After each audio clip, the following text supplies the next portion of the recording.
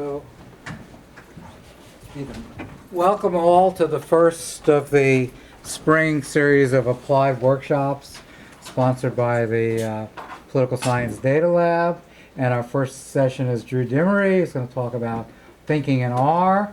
Drew has probably the hardest pedagogical problem because he probably has the most diverse audience, and he's also got a huge set of instructions from me about how to proceed. So you'll want clarifying questions, but not change, or you can rule them in and out of order. So without further ado, I give you your demo. Thank you very much. Okay, so like he said, clarifying questions are fine, but if it's sort of like a tangential question, I'll hold office hours this Friday at 3 to 5 if there are any questions of that sort, or if you're going through my code and you have any questions, you can come then and I'll talk with you. So, the title of this talk is Thinking in R, and that's because I'm going to brush through a lot or some of the very applied stuff, and I'm going to try and give you a sense sort of how R works under the hood so that you can come up with how to do the applied stuff yourself, because once you understand how R thinks, you won't have any trouble with that. So, here's a rough outline of what I'm going to talk about. As you can see, there's a lot of emphasis on how to get help when you don't know what to do, because that's one of the most important skills you can learn when dealing with R, because you won't know what to do a lot of the time. Okay, so we'll begin with sort of why R. And this is the slide that everyone has in every presentation about R, and it always starts with the same thing. It's free, which is obviously very nice. But I think also in academia, it's an added benefit because for reproducible research, the fact that it's free means that anyone, not just someone who has a subscription to an expensive software package, can reproduce what you've done. It's also open, so you can look at all of the sources for all of the functions, see exactly how they're working if you want. Not that you have to, but it's an option for you, so it's only good. There are a wide array of statistical procedures, largely because it's a lot of statisticians who created and maintain R, as opposed to some other software which is sort of geared more towards, economists or whatnot. So you have a huge amount of things that you can do in R, more than you will ever use, more than anyone will ever use. It's also very extensible. You can write your own packages, you can add functions, you can change around functions that already exist if you want. You can do any of that. It's also interfaceable through things like RPy. In 2 weeks we'll have a talk on Python. You can use R in Python if you want. Not that you have to, of course. And there are huge amounts of online support. You can see there are a lot of people who put out graphs of just the sheer number of newsgroup posts, all sorts of things about R, and it's by far the largest statistical programming language in terms of online support. So that's a big benefit, because if you're trying to do something weird, odds are someone's already done it and already figured out what doesn't really work very well, and so then you can just possibly even just use their code. So the first thing we're going to talk about is sort of how to set up a workflow in R. The first option is to just download R and use it, but I personally have never used just regular R. Not really. Certainly not in Windows, because it's very ugly. It sort of has like this weird sort of like multi-window thing going on. It's not user-friendly at all. But there's been a lot of progress on that, particularly in terms of RStudio, which if you don't have RStudio, you should get it immediately, because it's really the only thing that I think is worth using anymore. But you do have other options. You can use the traditional console and then like a nice text editor. You want something that has, that highlights brackets that match together, that does syntax highlighting, all these nice things that make it very easy for you to read your code, which makes it easier for you to forget about the code and just do work. And I've listed some editors here, but you probably won't use them. If I am using just a text editor, I use Notepad++, but it's really personal preference. So here's what RStudio looks like, if you can see it. And if you have on any of your computers, if you want to open up RStudio, which I think is on them, that would be a good idea. You can follow along with a lot of the code. And you can download the slides from the website at the beginning of the slide, off of my website, and just directly copy the code. So let's talk about the different panels in RStudio. First off, here is your code editing panel. So you can just type in code here, and then highlight it and click run, and it'll run it down here. And this is your interactive session. You can type in commands directly into R, or you can just highlight it up here and do that. Either way, that's fine.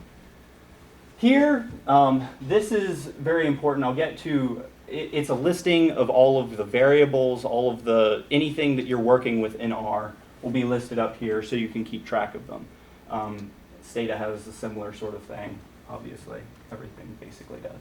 Then down here is sort of other stuff. You'll have plots like this. You'll have help down here. You'll have all sorts of things. You can, there's like a file browser, package browser, all these sorts of things.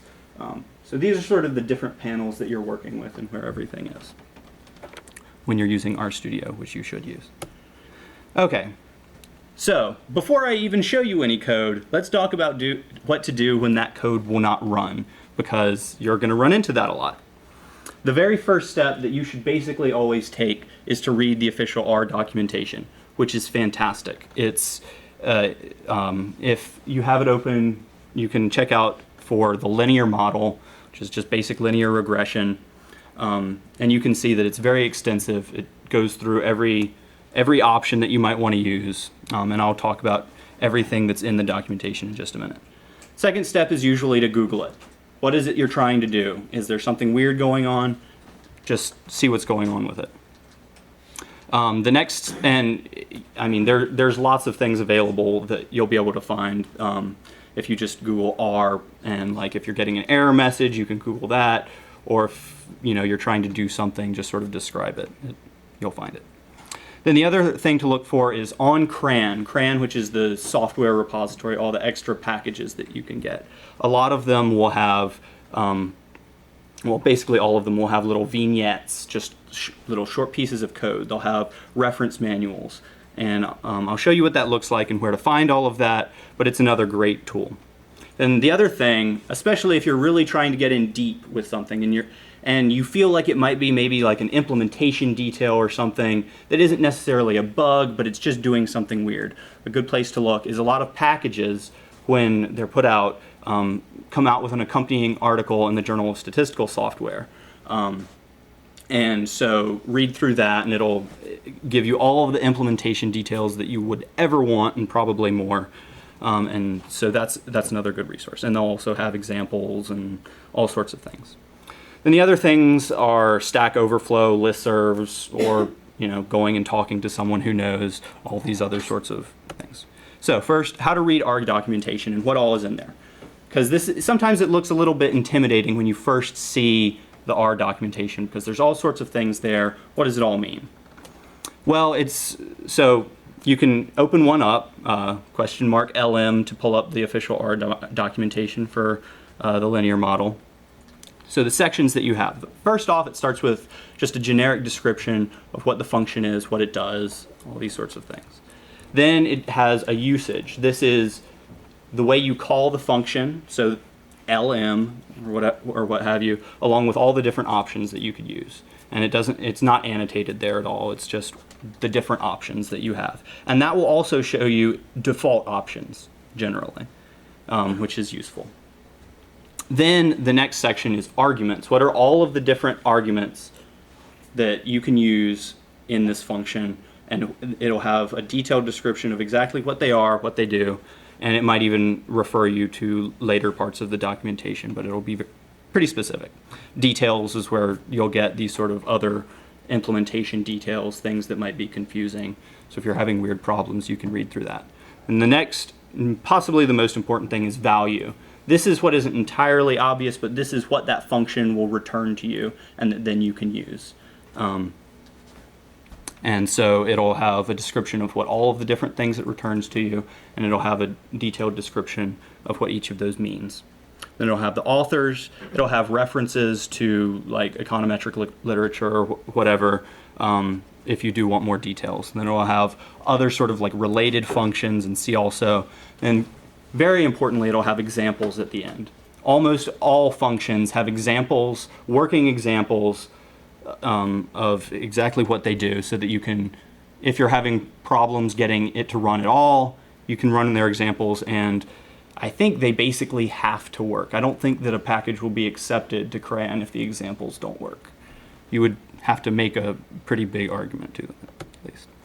So here's what AER, which is it's an econometric package. It has like things for like instrumental variables and whatnot. Here's what it looks like on CRAN, and there's the website if you want to go and look at it at the same time. And down here is where it has the reference manual and vignettes, and all sorts of packages will have the same sorts of things. So that's where you look for that. And then here's an example, PLM, which is all your tools for working with panel data. It's a fantastic package. Here's its the start of its JSS paper that goes along with it. And it's very detailed. It's a great resource.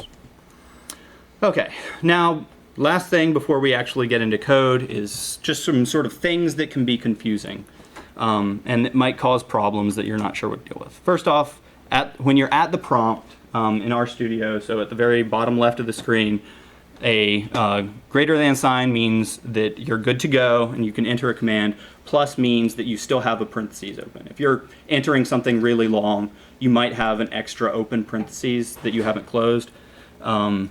And so you'll have pluses and you'll be really confused because nothing's coming out. You're not getting any output, but it's just because there's a little bug. This has happened. This causes problems. Also, R is case sensitive, so be cognizant of that. Another thing that gives people a lot of grief is when you're entering a path name to a file on your computer, you have to use this slash. You can't, if you use it the other way, it will not work, and you will spend days trying to figure out what's wrong. Or you'll Google it and figure out that it's like this. But yeah, there you go. Then the last thing is for all of you who are probably used to Stata, R doesn't have a sheet like Stata. We're not thinking in terms of a sheet. We just have memory and we have variables in memory. So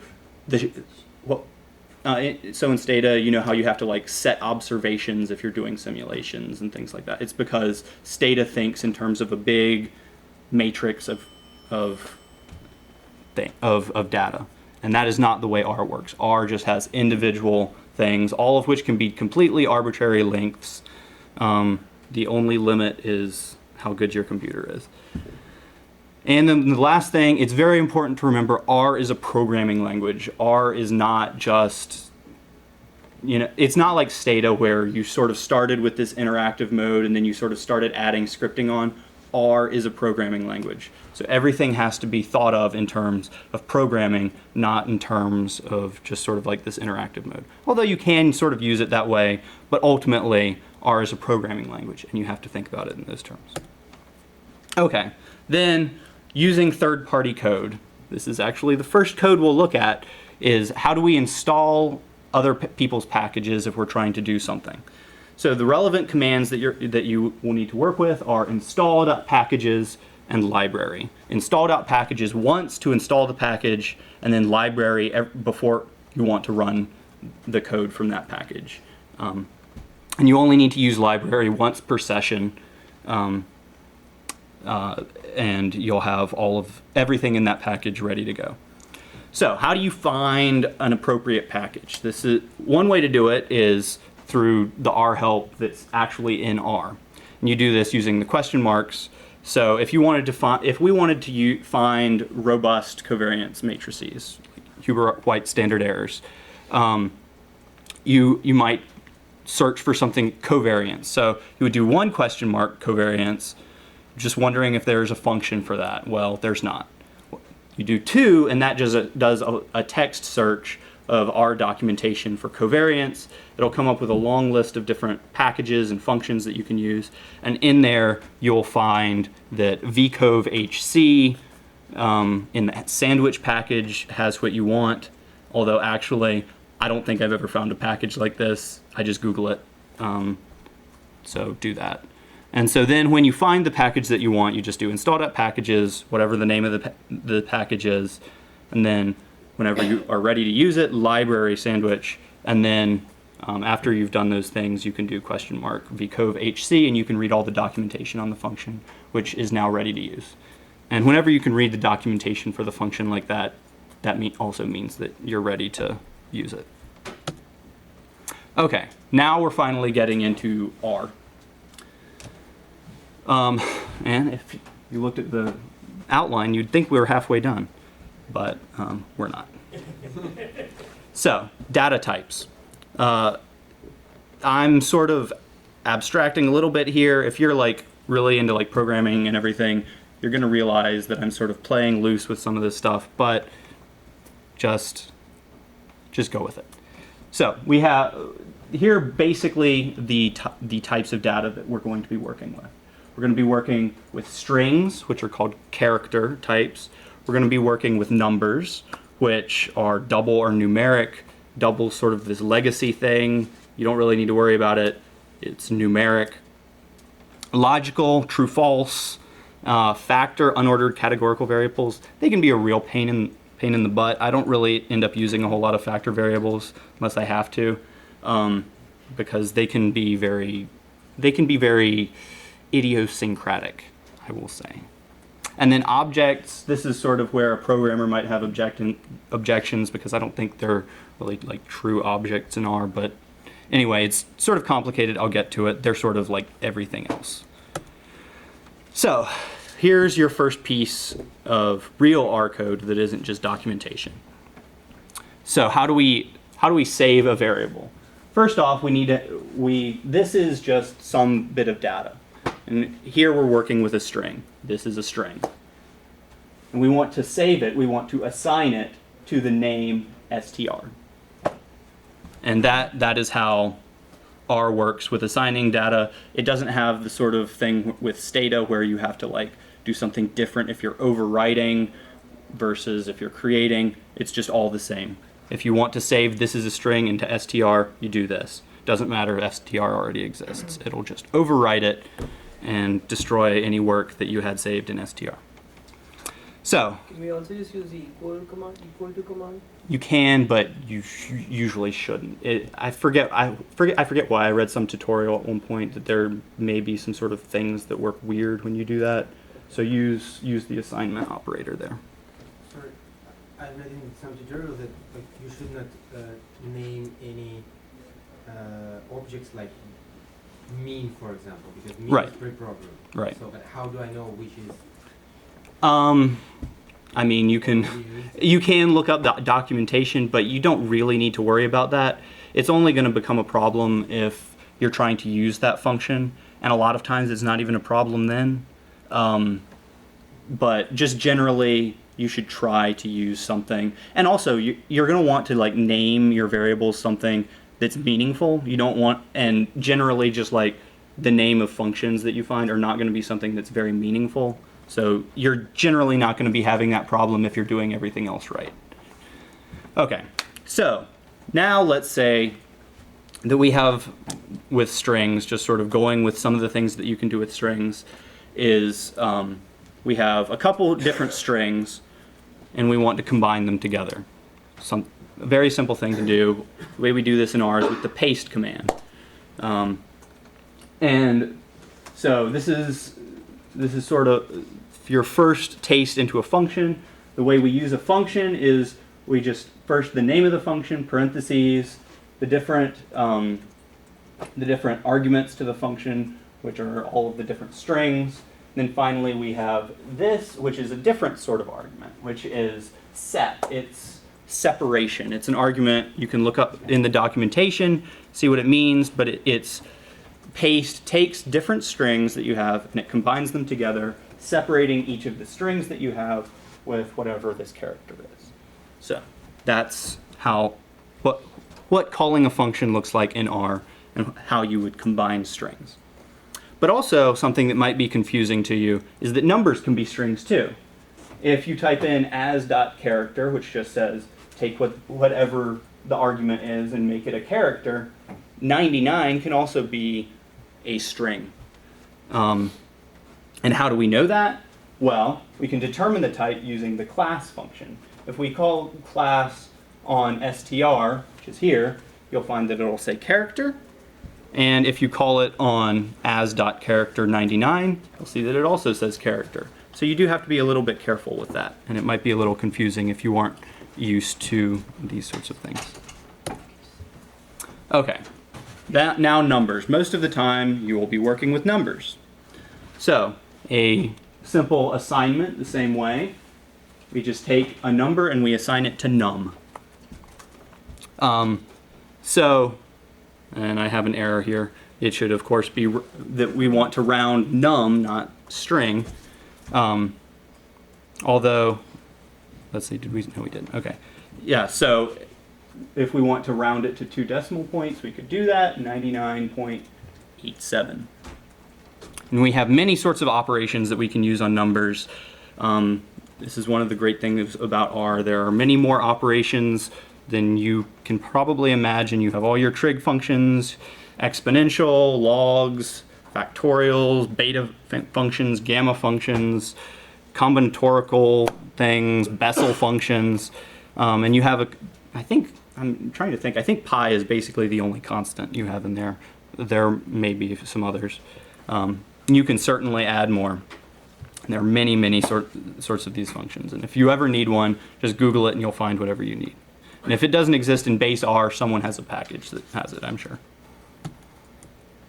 Okay, now logical types allow us to make statements about the truth of things, of course. So, I'm sure you're all familiar with these sorts of things. So if we have 2 and 4 and we want to find out if they're equal, because we just don't know, then we set 2 is equivalent to 4 and we find out false. They are not the same. We can also take the 2 variables that we've saved. We can find out if they're the exact same way, except this time we're saying string is not equal to num. And okay, I think this is also false. I think this is also an error in my slides, but it should say that true, they are not equal to one another, because string should have saved this is a string, and num should have saved 99.8, whatever it is. But then what can be confusing is that because we do have string, so sort of how should we think about comparing strings and numbers? Sometimes that's confusing. Well, some sort of things are going on under the hood here. So if we take 34, which is a string because it's in quotation marks, we set it and we say is equivalent to 34, not in quotation marks. Despite the fact that this is a string and this is a numeric, it's still true. And the reason that it's still true is that R doesn't have any idea how to compare a string and a number. So what it does is it converts one to the other. I'm not sure which it converts, but so. And we have lots of different logical operators. I'm sure you're familiar with all of them. Equal to, not equal to, etc. And once we start getting into vectors, we have some other things that may be useful, but we won't get into that yet. So objects. This is probably starting to be something that you're not familiar with. So here's an example of what I mean by an object. And this will not work because we don't yet have the data in R. But so let's just take a simple regression. And this is the way we write regressions in R. We say y tilde x, and this is a formula in R. And this is how we write a regression. We would write, y equals x plus x1 plus x2 if we had multiple covariates. Very easy. But we want to take the output of this regression that we run, and we want to save it in out.lm. And this should be out.lm too. So then we look at what is the type of out.lm, and we find out that it's of type lm.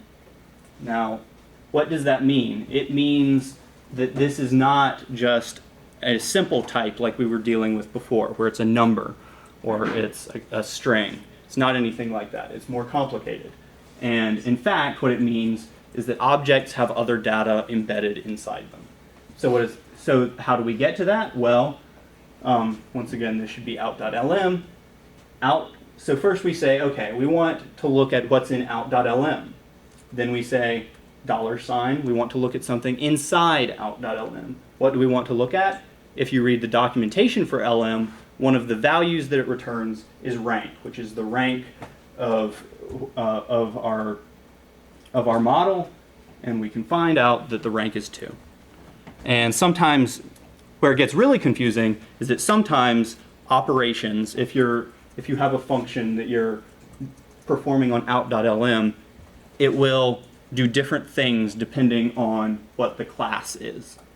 And I'll get to that in much more depth later, but this is definitely something that can be confusing.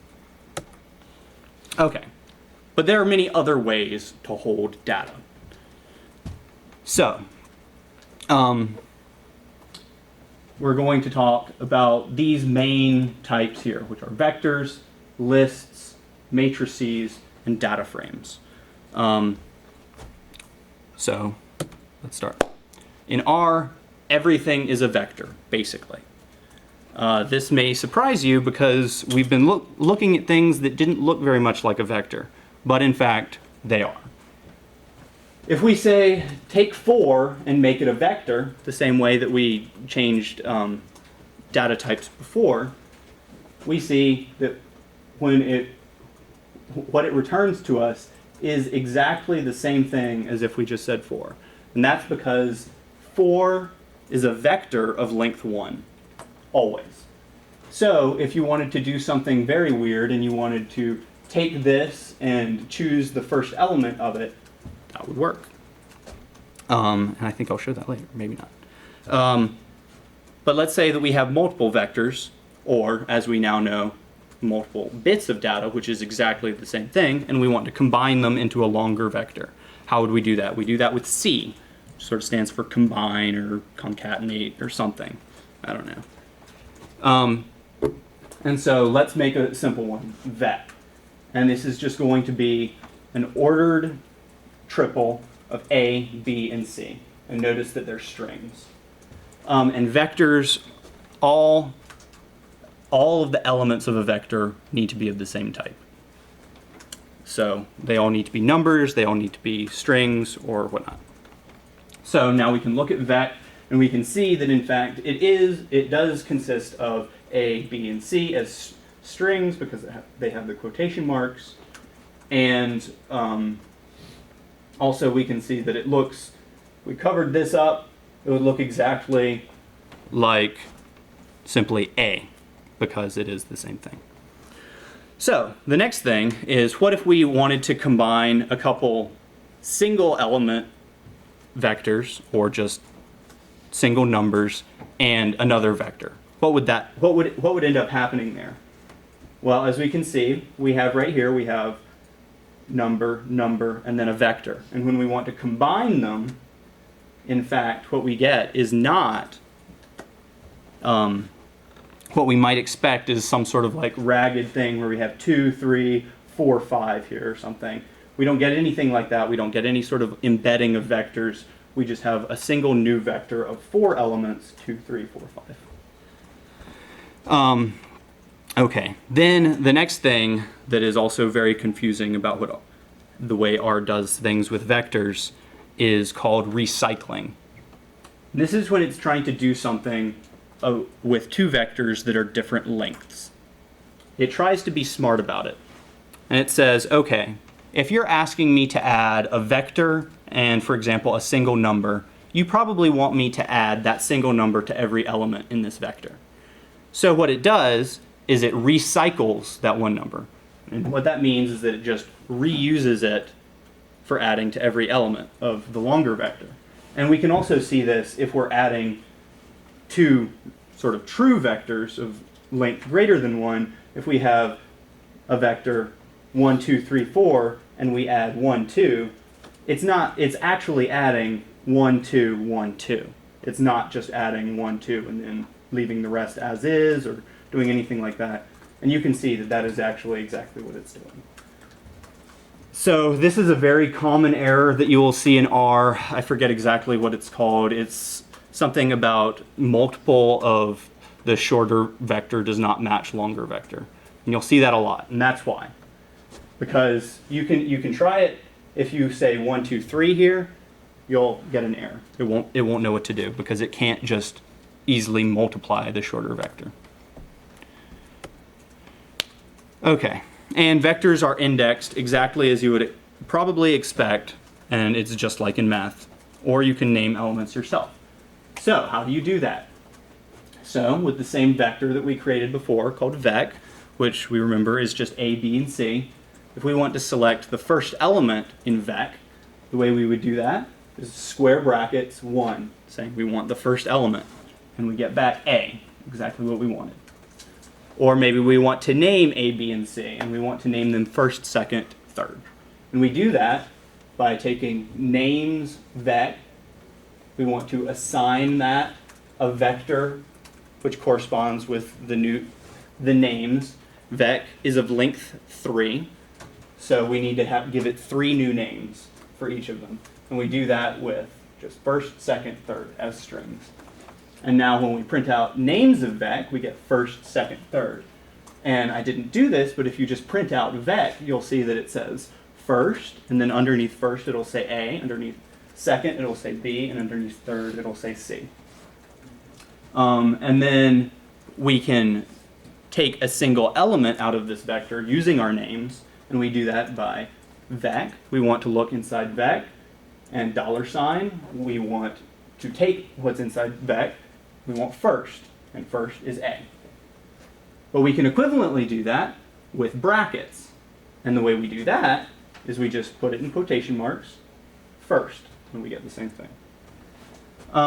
And when we're dealing with numbers here, you can also give it a vector of numbers, and it'll work exactly the same way. So if we had vec, square bracket, C1, comma 2, in parentheses, close bracket, we would get AB. And you can do that with any sort of vector of numbers.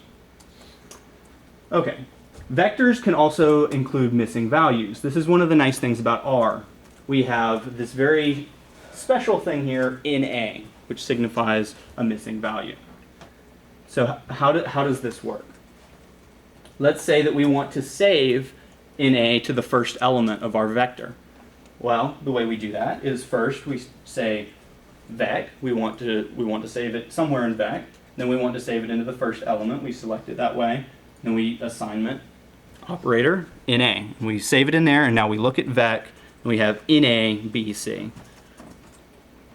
And so now what this means is that we have a missing value for the first element in this vector. It's not just gone. It's not that we have a length 2 vector. It's still a length 3 vector, but our first element is no longer there. It is no longer with us. So if we want to verify that in fact it is not there, we can say is.ina. And because it starts with is, you can probably guess that it's asking a yes or no question. It's true, false. So we get a vector corresponding to every element in vec. And we see here that the first element is in fact in A, the other two are not. And you can use this for a lot of useful things when dealing with missing data. So if we want to only look at the non-missing data, if we want to do some sort of complete case type analysis, the way we would do that is we would select the vector, and you might be interested to know here that in fact we can also select elements in our vector based on a logical vector, which is what this is. We have a logical vector here, which is true, false, false. If we select it using the same way with square brackets, we get, and because I have not, remember that, I mean, you know what not is, we're going to instead have false, true, true. So for every true here, it's going to print it out. And so we get B, C. So that's sort of how you deal with that. And then here's another equivalent way to do that, which is just complete.cases. The nice thing about this is if you're dealing with more than just a vector, which we'll get to later, you can it will only select basically when all of the vectors are in fact non-missing. So, as you would expect for complete cases, it's only where every single sort of observation is there. Sorry. Can Yeah. you repeat the last part? Specifically, why it's the last function gives you the real values of the vector for when it's false that when it's false that it is missing. Just because the not here, so is in A, as we saw right here, gives true, false, false. Yes. So when you preface that with the not operator, it's going to give you false, true, true. And so then here we have vec, false, true, true. And so it's not going to show this, which is false. It's only going to show true, true, which is B and C. Okay. Does that make more sense? Yes. Okay. So, next we have lists. Lists are sort of like a vector, because everything in R is sort of like a vector, but they allow for mixing of types and lengths in sort of arbitrary ways. So here I've created a list titled listy, and what I have is I just have put in vec, which is our, and you may want, you want to go back and resave vec to be ABC the same way you did before if you're following along. So we're naming it as we're creating it this time. So we're saying we want a list of two things, because we have two arguments here. We want the first one to be named first, and the second one to be named second. In the first one, we want it to consist of vec, our vector, and the second one we want it to consist of num, our number. These are different lengths, but it's okay because we're working with a list, whereas it would not be okay if we were working with a vector. It wouldn't work. So we can look at what this looks like. This is the way it prints it out. It's first is our vector, and second is just our number. And so if we want, there are a couple different ways that then we can take specific parts of this list. We can say, okay, I only want the first part of the list. We do that using double square brackets, and it gives us just A, B, C. Or we can use the name that we gave it, listy $, because we want something inside listy first, and we get the same thing. And you could even save an object to one element of a list. There's no real restriction on what you can do. The only thing is that sometimes lists are kind of slow. So I don't end up using lists very often, but there's, yeah. Can I ask you something? Yeah, sure. Is there a way to create a vector without specifying, let's say we want to have a very long vector of ones, only ones? Yes. Is there a way of telling him how many ones Yeah. without writing? Rep, R-E-P. You can look up the documentation. I forget the order, but it's, you tell it rep, and then I think it's the thing that you want repeated, and then how many times you want it repeated, or the other way around. Well, again, it's very easy to look at documentation, so you don't have to keep all of these things in your brain. Okay, next, let's look at matrices, because we're very familiar with them, and we probably like working with them. They're just like normal matrices in math. So let's take the matrix 1, 2, 3, 4. Let's call it A. That looks pretty reasonable to us. We just index it with ij. So we would say that first row, second column is 3. Or if we wanted to take the first row, the entire first row, just one dot, it's 1, 3. We can do the same exact things in R. And you can see it right here, how we would do that. So first, we want to, this is the name that we're going to give it, assignment. Then we want a matrix. Then we give the matrix a vector of data, 1, 2, 3, 4. And then we tell it how many rows. Oh, and this is an error. This should be in call, number of columns, also 2. Or you can only give 1, because obviously if you know how many rows and you know how many elements are in the vector, it can figure out how many columns there are. One thing that's sort of important to note is that R fills columns down first. So you get 1, 2, 3, 4 when you do this. There is an option, if you read the documentation for matrix, there is an option for filling by row. So you can also do that if you want. So this is what a matrix looks like in R. It should look very familiar.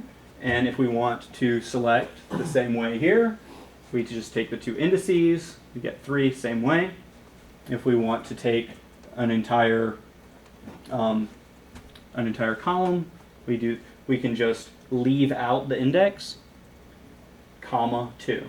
Another way that would be exactly the same is we could have a vector in here corresponding, which would just be a listing of the rows that we want. So we could have C1, 2.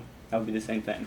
Or another way to do it, a sort of shortcut for creating these vectors that are just, integers in a row. You can do 1:4, and that'll do 1, 2, 3, 4. So you could also do 1:2, and it would be the same thing. And then same way with rows. And so that's how you refer to rows and columns in a matrix in R. Should be very easy. So we can also perform lots of matrix operations. This is one of the great things about R, has lots of matrix operations built in. So let's say that we want to take the inverse.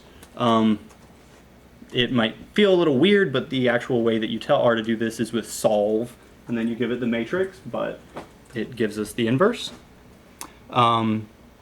Then if we want to do scalar multiplication, we can do that exactly the way you would probably expect, 10 times A, and that will give you the correctly multiplied, and the way it does this, of course, is by recycling the 10. And so it multiplies the 10 by every element in A. Then, okay, let's create another matrix. This time, let's say that we only want to create diagonal elements. How do we do that? With the diag function. This is handy. You just tell it diag and then a vector, and of the diagonal elements, and it'll create a diagonal square matrix.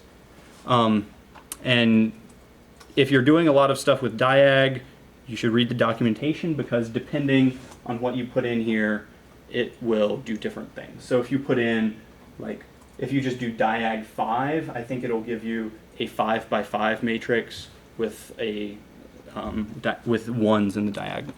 So it's sort of, and if you give it a square matrix here instead of just a vector, it will just give you the vector, which are the diagonal entries in that matrix.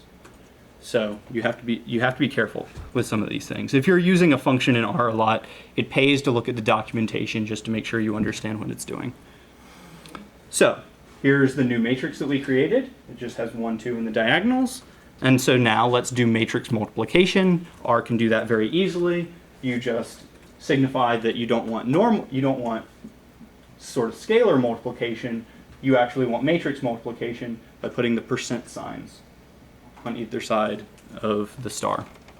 And then you can do that, and you can verify that it has in fact multiplied the matrices correctly. There you go. Okay, continued. You can take the transpose of a matrix very easily. It's just T for transpose.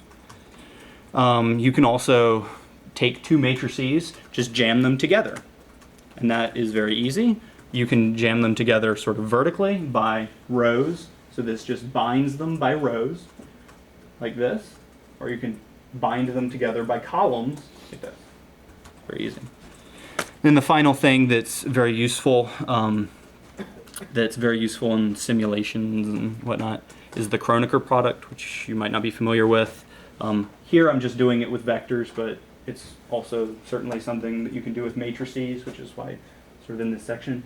But what the Kronecker product does, at least for vectors, is if you have a vector 1, 2, 3, and you want to have, for example, 2 1s, 2 2s, 2 3s. Instead of having to write out that whole vector, which might be a little tedious, you can just do the Kronecker product, which is %x%, and then however many times you want it to repeat, you just have that many ones here.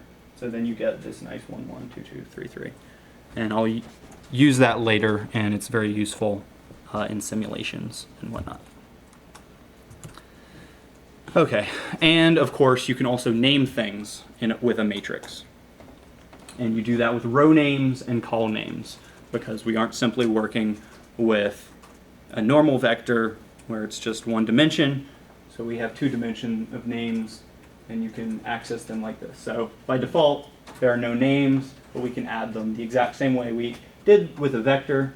And so now we have names for our rows and our columns. And if we want to, instead of referring to a row or a column by number, we can refer to it by our new name just as easily. But the thing that might confuse you is that matrices are also vectors, because everything in R is a vector. So again, you have to be careful with this, because this can really screw you up if you're like if you're trying to do something multiple times with a matrix and you expect it to be operating by rows or something. It's not going to. It's almost always going to be operating by individual element, unless you explicitly tell it not to, which I will get to in a little bit. So you might be sort of surprised that it took this long to get to a data frame, which is sort of the basis of everything in like Stata. Well, the great thing about the data frame in R is that it consists of nothing but vectors, basically. Every column is a vector. So this makes it very easy to... So basically the data frame itself is just an object, and then every column is a vector. But you can also sort of think about a data frame as a matrix. So for example, if you want to refer to individual observations of a data frame, you can do it exactly the same way we did with the matrix. Not there. Where are we? Yeah, here. So you can refer to individual observations exactly like this. Square brackets, then you want the row, and then if you want particular variables, particular columns, because columns correspond to variables in a data frame in R. At least, I guess maybe there's nothing that says they absolutely have to, but at the very least by convention. Yeah, it wouldn't make sense to do it the other way. So,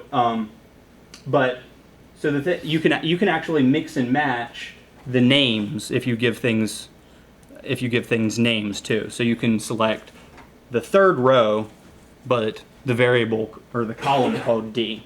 You could do that if that's the way things are named in your data frame. So here's this data frame here is the GED, and I just pulled this off as an example. So you can see that you'll have here these, which are sort of dates, or they're probably saved as strings. And here we just have